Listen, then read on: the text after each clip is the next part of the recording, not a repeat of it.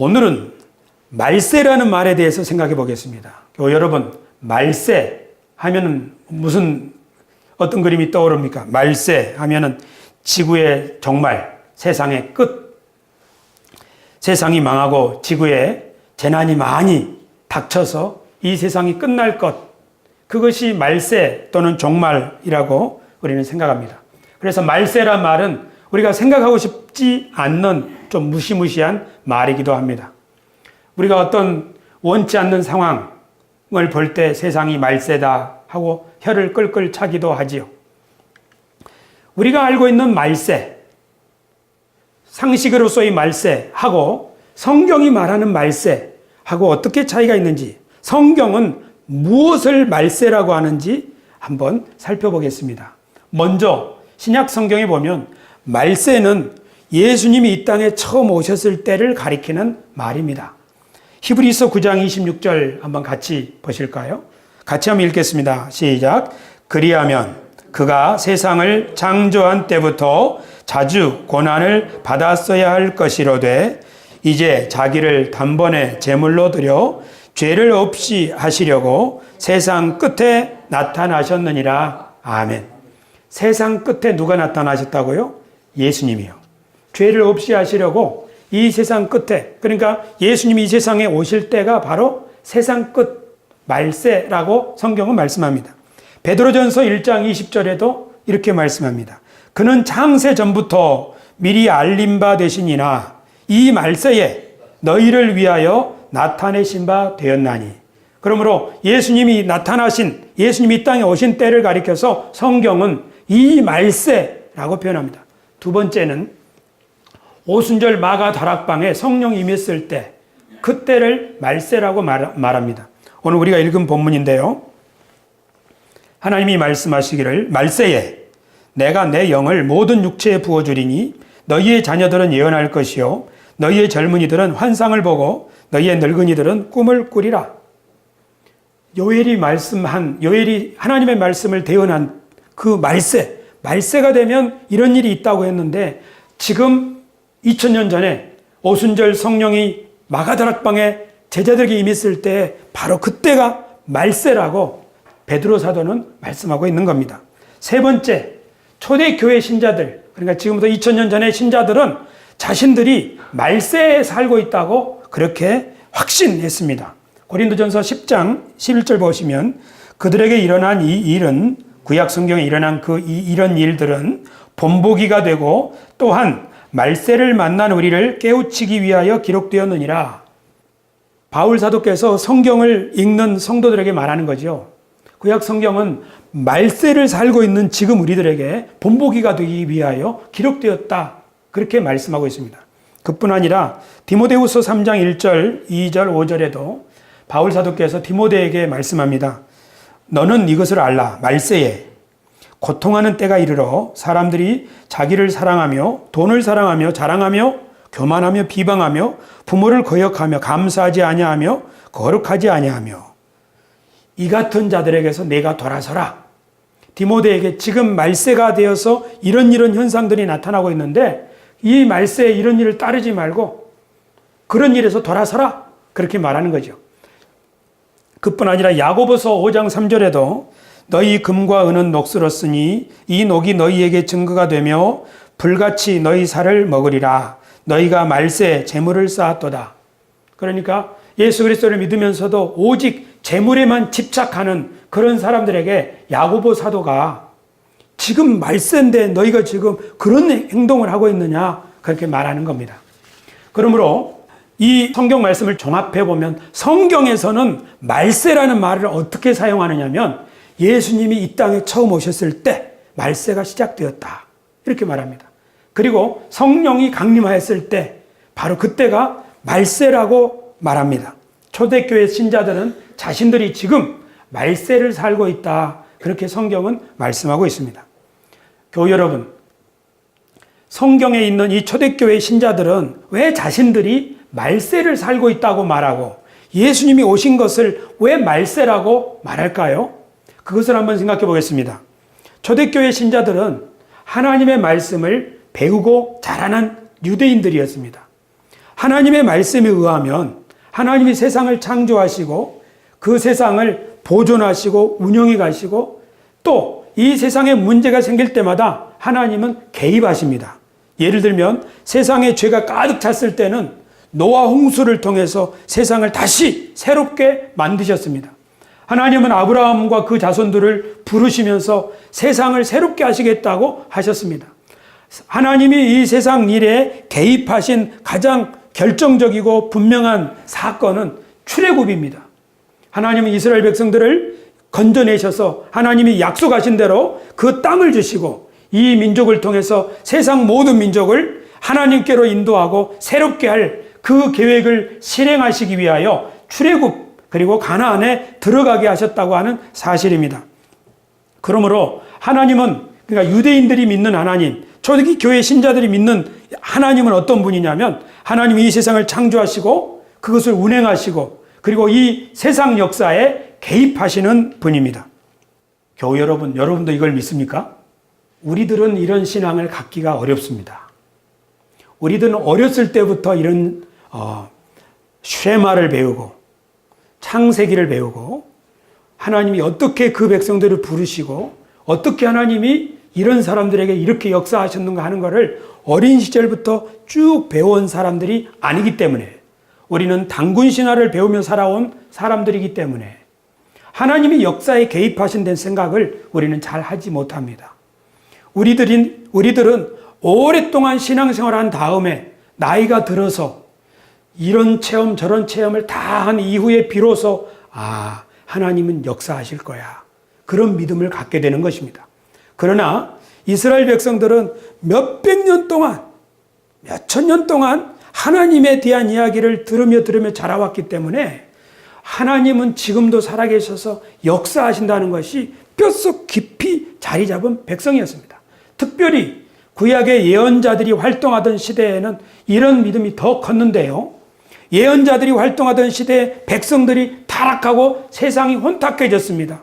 하나님을 경배하지 아니하고 우상을 숭배하고 이 세상은 약육강식 정글의 법칙이 지배하는 세상이 되어서 약한 사람들은 헐벗고 이렇게 소외당하고 착취당하는 세상이 되었습니다.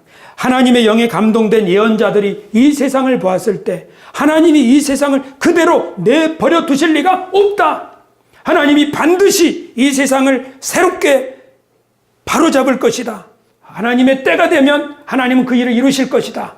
그것이 그때가 되면 이 부조리한 세상은 끝이 나고 하나님이 다시 새롭게 만드시는 새로운 세상이 열릴 것이다. 그렇게 예언자들은 예언을 했습니다. 그 예언 가운데는 이사야 2장에 이런 말씀이 있습니다. 아모스의 아들 이사야가 받은 바 유다와 예루살렘에 관한 말씀이라 말일 마지막 날에 여호와의 전에 산이 모든 산 꼭대기에 굳게 설 것이요 모든 작은 산 위에 뛰어나리니 만방이 그리로 모여들 것이라. 이사야가 한 예언입니다. 또 시편에는 주의 권능의 날에 주의 백성이 거룩한 옷을 입고 즐거이 헌신하니 새벽 이슬 같은 주의 청년들이 죽게 나오는도다. 이렇게 하나님의 권능의 날에는 이런 일이 있을 것이다. 그렇게 노래를 했고요. 요엘은 이렇게 예언했습니다. 슬프다 그날이여 여호와의 날이 가까웠나니 곧 멸망같이 전능자에게로부터 이르리로다. 이렇게 여호와의 날을 선포했습니다. 말라기도 그렇게 말했습니다. 여호와의 크고 두려운 날이 이르기 전에 내가 선지자 엘리야를 너희에게 보내리니. 이것이 바로 예언자들의 한 예언입니다. 그러니까 예언자들의 예언을 듣고 자라난 초기 교회 신자들은 주의 날이 있다. 여호와의 권능의 날이 있다. 주의 크고 두려운 날이 있다. 그 날이 바로 마지막 날이 될 것이다. 하나님이 이 악한 세상의 악인들을 심판하시고 많은 열방이 주님께로 돌아오고 지금 사람들이 하나님의 뜻을 알지 못하고 이렇게 자기 마음대로 살아가고 있지만 그때가 되면 자녀들은 예언을 할 것이요 청년들은 환상을 볼 것이요 아비들은 꿈을 것이다. 예언하고 환상을 보고 꿈을 꾸는 것은 바로 예언자들이 하는 일입니다. 아이들도 청년들도 어른들도 남종과 여종들도 모든 육체가 모든 사람들이 하나님의 뜻을 잘 이해하고 하나님의 뜻대로 살아가는 그런 세상이 올 것인데 하나님의 영이 임하면 바로 그런 세상이 열릴 것이다. 이렇게 예언자들의 예언을 듣고 보고 자라난 초기 교회 신자들은 그때가 언제입니까 하고 기다리고 있었는데, 예수 그리스도께서 오셔서 하나님의 복음을 선포하시고 죽은 자 가운데서 3일 만에 부활하셨을 때 예수님의 부활을 목격한 제자들은 하나님이 말씀하신 때가 지금이로구나. 특별히 예수님의 말씀대로 오순절 마가 다락방에서 기도할 때 성령이 그들에게 임하였을 때 진짜 하나님이 말씀하시던, 아니 예언자들의 예언이 이루어지는 때가 지금이로구나. 이제 구시대는, 그러니까 어둠의 영들이 지배하던 세상은 끝났고 하나님이 우리들에게 새로운 세상을 주시고 새로운 시대가 열렸구나. 그렇게 초기 교회 신자들은 이해를 했습니다. 그래서 자신들이 지금 말세를 살고 있다고 확신했습니다. 이 말은 예수께서 선포하신 회개하라 하나님의 나라가 가까이 왔느니라 하는 말씀과 동일한 것입니다. 하나님의 나라가 임하면 곧 세상 임금이 쫓겨나는 것입니다. 말세는 새로운 세상의 시작을 의미합니다. 그러므로 초기 교회 신자들에게 있어서 말세가 의미하는 바는 세 가지입니다. 첫째는 말세란 구약의 예언이 성취되는 때다. 둘째로 세상 임금이 심판을 받고 쫓겨나는 때다. 그리고 하나님의 통치가 이 땅에 이루어지는 때, 바로 그때가 말세인데 예수 그리스도의 죽음과 부활을 목격하고 성령의 감동하심과 성령의 감동한 이런 강림의 체험을 한 신자들이 구약에 말씀하신 때가 바로 지금이로구나, 하나님께서 우리를 통하여 새 일을 하시겠구나 하는 그런 확신을 가지게 되었습니다. 그러므로 제자들은 옛 시대의 구습을 벗어버리고 새로운 사람을 입고 새로운 삶의 방식을 쫓아 살아야 한다고 확신을 했습니다. 바울 사도께서는 누구든지 그리스도 안에 있으면 새로운 피조물이라, 이전 것은 지나갔으니 보라 새 것이 되었도다, 새 시대가 되었도다 라고 선포하면서 구약 성경에 말씀하시던 열방이 주께로 돌아오는 때가 바로 지금이로구나, 이방인들이 유대인들과 하나 되어서 하나님 앞에 나아가야 될 때가 바로 지금이로구나 하는 그런 믿음의 확신을 가지게 되었습니다. 그래서 자기 자신이 이방인들의 사도가 되어야겠다고, 이방인들에게 복음을 전해야겠다고 확신했습니다. 하지만 그때 당시에 유대인들과 이방인들이 한자리에 모이는 것은 상상할 수가 없는 일입니다. 하지만 바울은 하나님의 말씀하신 때가 지금이라고 확신했던 것입니다. 사실 나사렛 예수 그리스도께서도 갈보리의 십자가 길로 가신 이후 예루살렘에 올라가면 자신이 사람들에게 붙들려서 고난을 당하고 죽임을 당하게 될 것을 알고 있었지만, 이 모든 일들이 이루어져야 한다는 하나님의 말씀이 성취되기 위하여 나는 가야 된다 라고 하시면서 제자 베드로가 만류하는 것을 뿌리치셨습니다. 예수님이야말로 말세 신앙의 창시자이십니다. 말세 신앙이라는 것이 무엇입니까? 하나님의 말씀이 이루어져서 이 기존에 있는 구체제, 이 어둠의 영들이 주관하는 이 구체제가 끝나고 하나님의 뜻이 성취되어야 하는 때가 지금이라고 확신하는 그 때를 가리켜서 성경은 말세라고 말합니다. 바울 사도도 이 말세 신앙을 가지고 있었기 때문에 자신의 몸을, 자신의 인생을 하나님의 뜻에 온전히 헌신할 수가 있었습니다. 교회 여러분, 그러므로 말세라고 하는 말이 무슨 의미가 있습니까? 말세는 우리의 상식과는 달리 이 지구의 멸망, 대재앙, 그런 것을 의미하는 것이 아닙니다. 성경에서 말하는 말세 또는 말세 신앙이라고 하는 것은 하나님의 뜻이 지금 이루어져야 하는 때라는 것을 의미합니다. 그러므로 말세 신앙, 올바른 말세 신앙은 하나님의 뜻을 깨닫는 사람들로부터 시작됩니다. 하나님의 뜻을 깨닫고 나면 이 세상에 어그러지고 하나님의 뜻에 벗어나 있는 점들이 보이죠. 그래서 하나님께 기도하는 거죠. 하나님의 뜻이 이것인데 지금 세상이 이렇습니다. 하나님의 뜻이 이루어지게 해주십시오 하고 간절히 기도하다가 보면 내 자신이 하나님의 뜻에 나를 바쳐야겠구나, 그렇게 헌신하게 되는 것, 이것이 참 말세 신앙입니다.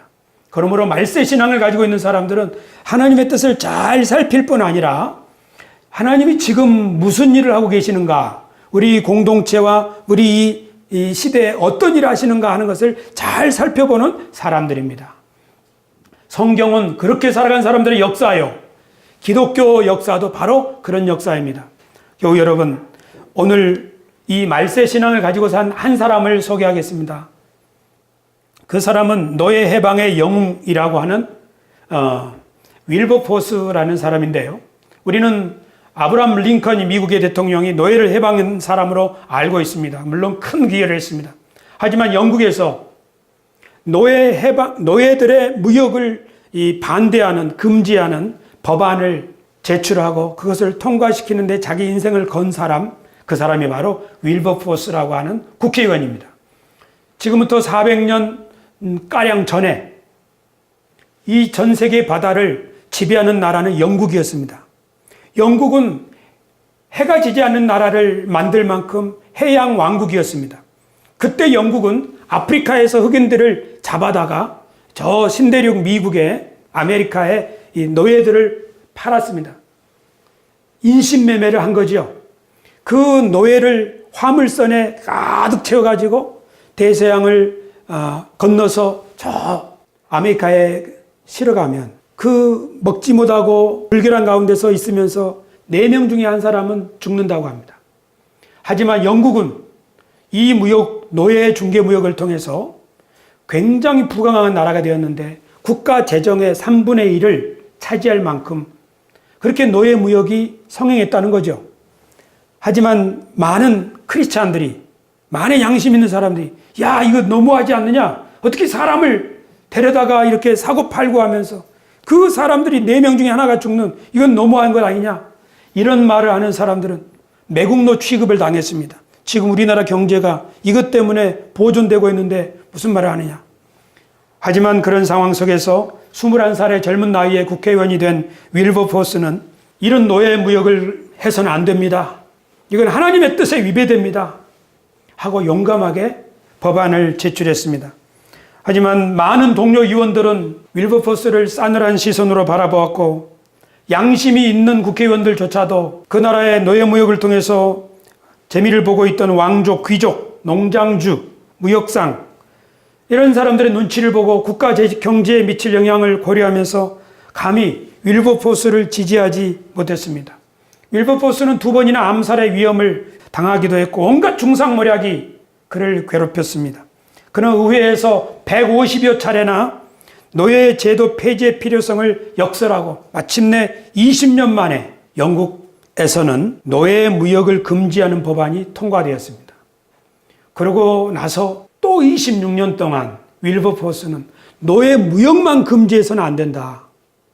노예를 부리는 노예 제도 자체를 철폐해야 된다 하면서 영국 안에 있는 노예 제도를 폐지하자는 법안을 제출했고 마침내 이 윌버포스가 죽기 3일 전에 영국 안에 있는 모든 노예들은 1년 안에 다 해방시켜야 한다 하고 하는 법안이 통과되었다고 합니다. 교우 여러분, 말세신앙이 무엇입니까? 말세신앙은 지진이나 해일, 화산폭발 이런 것을 보고 지구의 종말이 가까웠다 이렇게 호들갑을 떠는 것이 말세신앙이 결코 아닙니다. 말세신앙은 하나님의 뜻을 쫓아서 진리와 사랑과 신앙을 실천하는 삶, 그것이 말세신앙의 핵심입니다. 지금부터 200년 전에 영국의 윌버포스는 자기 시대의 흑인들에게 행해지는 비인간적인 처우를 보면서 이것은 하나님의 뜻이 아니다 하고 하나님의 올바른 뜻을 위해서 자신의 삶을 바치고 그 하나님의 뜻이 이루어지기를 위해서 실천했습니다. 오늘 우리가 우리 시대에 진실이 가려지고 억울한 사람이 고통을 받는 상황이 있는데도 우리가 눈을 감아버린다면 우리는 말세에 깨어있지 못하고 깊이 잠들어 있는 사람들일 것입니다. 하나님의 뜻을 구하고 하나님의 뜻이 이루어지기를 교회가 진지하게 기도하고 어떻게 하면 그렇게 살아갈 수 있을까 하고 힘을 모으는 일에 우리가 앞장서야만 새 시대를 위한 하나님의 구루터기 교회가 될 수 있을 것입니다. 200년 전에 흑인들이 약자였다면 오늘날 우리 시대에는 누가 약자입니까? 오늘날 누가 억울한 일을 당하고 있습니까? 오늘날 어떤 진실이 가려지고 있습니까? 그것 때문에 어떤 사람들이 고통을 당하고 있습니까? 이런 것을 볼 줄 아는 눈이 열려야 비로소 우리는 구습을 청산하고 새로운 시대를 열어갈 하나님의 백성이 될 것입니다. 시편 기자는 말했습니다. 내 눈을 열어서 하나님의 말씀에 기이한 것을 보게 해 주십시오. 예수님은 무리를 보시면서 불쌍히 여기셨습니다. 목자 없는 양과 같이 유리하는 모습을 보시고 불쌍히 여기시면서 그를 가르치셨다고 하셨습니다. 오늘 우리도 이렇게 기도해야 합니다. 하나님, 우리의 눈을 열어주셔서 하나님의 뜻을 보게 하여 주십시오. 그리고 우리 가운데 고통받는 약자가 누구인지 보게 해 주시고 그들의 아픔을 헤아리고 함께 공감할 수 있는 마음을 주옵소서. 오늘 우리가 이렇게 기도할 때 우리 교회는 하나님의 백성다운 삶을 살아갈 수가 있을 것입니다. 그러므로 말세신앙은 이 현 세대에 대한 책임감을 가지고 있는 사람들입니다.